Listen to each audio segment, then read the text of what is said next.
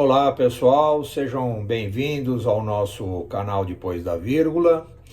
E aí, obviamente, hoje respondendo mais uma vez um grupo de perguntas do nosso canal.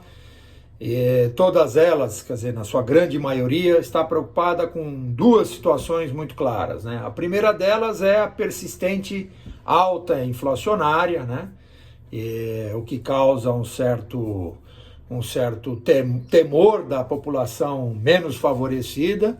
E o segundo, e não menos preocupante, é que a taxa de recuperação de trabalho, de emprego, não vem tendo, obviamente, um desempenho para que nos anime nas próximas semanas. Muito bem, e nós estamos falando de um período em que há uma contratação temporária bastante efetiva por conta do Natal, né, por conta das festas de fim de ano. Bom, vamos começar, evidentemente, falando da inflação. Bom, a inflação ela deve fechar este ano por volta de 9%, né? Com muita sorte, ela vai ficar por volta de 9%. O IPCA acumulado divulgado hoje, durante os últimos 12 meses, ou seja, de setembro a setembro, acumula nada mais, nada menos do que 10,25%, o que já está na casa dos dois dígitos, né? Esse último IPCA divulgado no mês de setembro, 1,16%, teve como vilões a permanência do grupo de combustíveis, a permanência do grupo de energia elétrica e os alimentos. Para a gente construir rapidamente esse bate-papo nosso aqui, é muito simples. A questão do combustível está dentro da lógica do desabastecimento global. O combustível internacionalmente está subindo porque houve uma efetiva série de cortes no período da pandemia. Essa produção não retomou na sua plenitude ao tamanho que estava previamente à pandemia. Portanto, nós estamos vivendo, comparativamente ao momento antes da pandemia, uma produção abaixo de combustíveis, o que exerce, por natural, uma pressão sobre os preços, né? O dólar, para ajudar, está subindo graças à instabilidade política do país, né? E o Brasil, obviamente, sofre ainda com os consequentes discursos, né? Anti-vacina, discursos antidemocráticos, tudo isso e essa insistente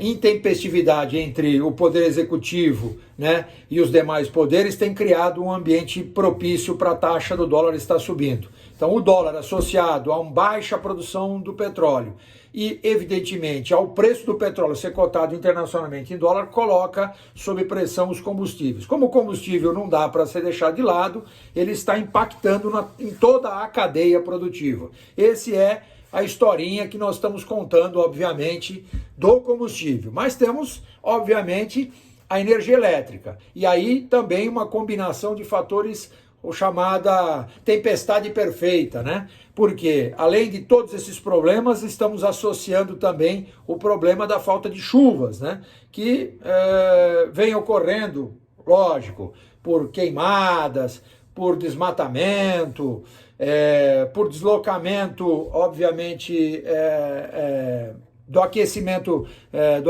climático, né? Ou seja, da pressão climática sobre todo o globo, e o Brasil, obviamente, teve uma quantidade de chuvas muito reduzida em relação ao que vinha tendo. Isso tem um impacto sobre a produção de energia elétrica, porque a produção de energia elétrica, a sua matriz aqui no Brasil, ela é hidráulica, ou seja, ela depende de chuvas para que os reservatórios se mantenham num nível aceitável na produção.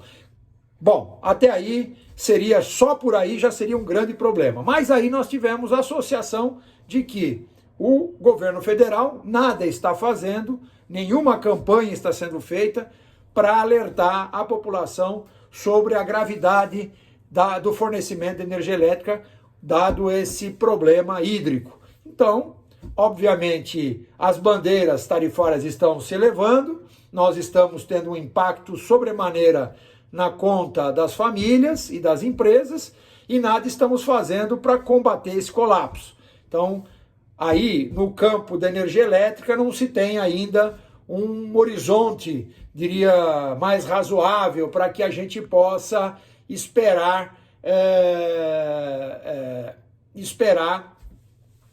uma melhora nesse cenário, né? Inclusive, na coleta do IPCA, né?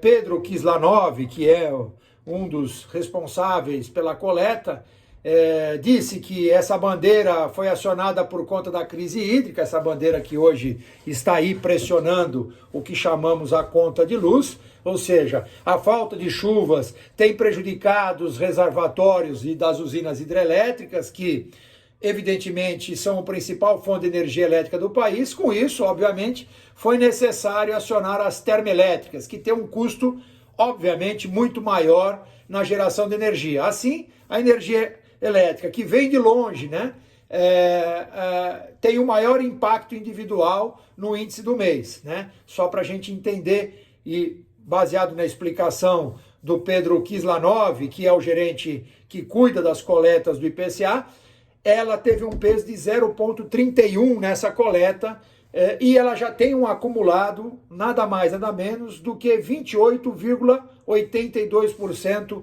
em 12 meses. Quer dizer, isso tem um impacto extremamente violento.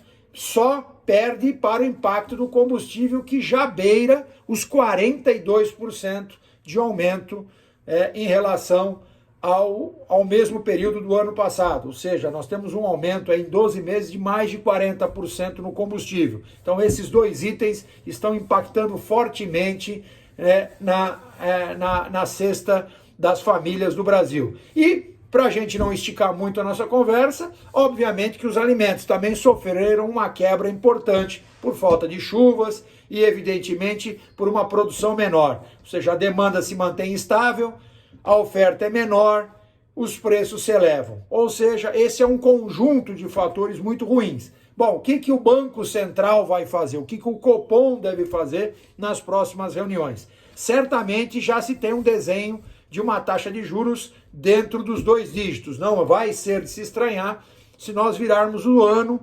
provavelmente perto dos 10% de taxa de juros básica.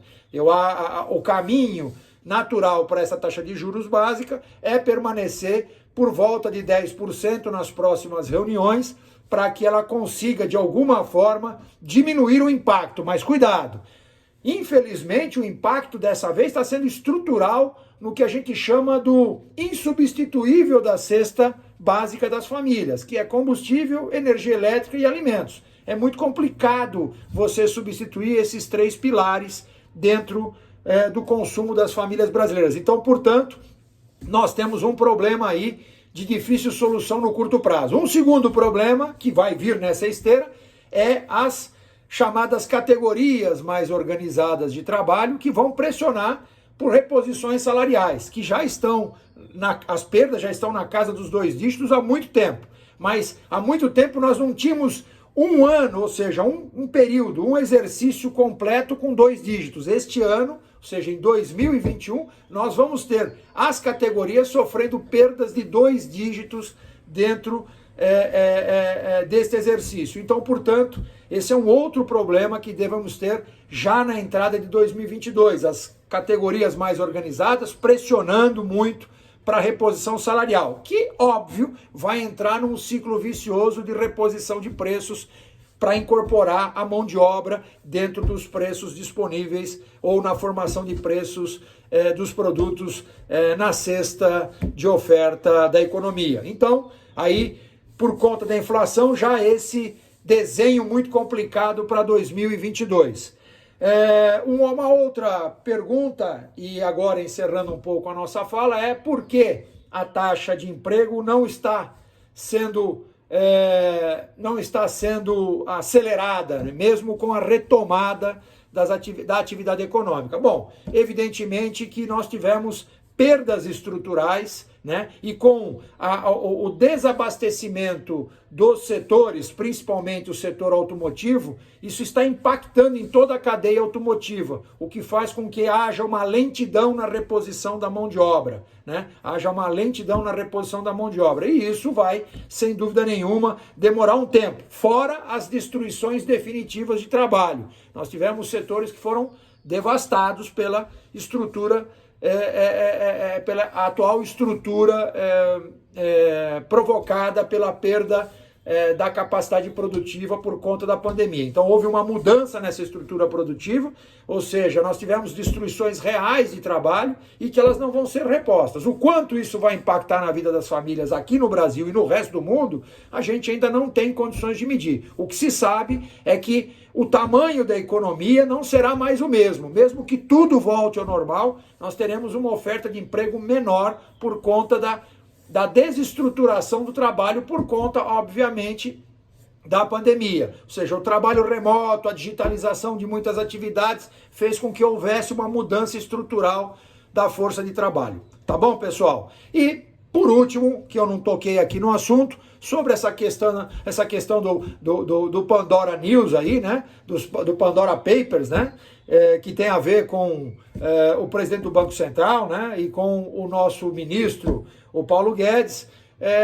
Isso seria tranquilamente superável se não fosse a atuação, né, protagonista do então ministro Paulo Guedes no lobby para reduzir ou para eliminar os impostos sobre atividades de offshore. Como ele é a pessoa indicada, ele é a pessoa envolvida diretamente, porque tem uma operação de offshore, me parece que há um conflito claríssimo de interesse e isso está provocando, logicamente, uma certa insatisfação aí no mercado, meio desconfiado de que isso pode causar um problema, mais um problema político já do então governo turbulento do presidente Jair Messias Bolsonaro.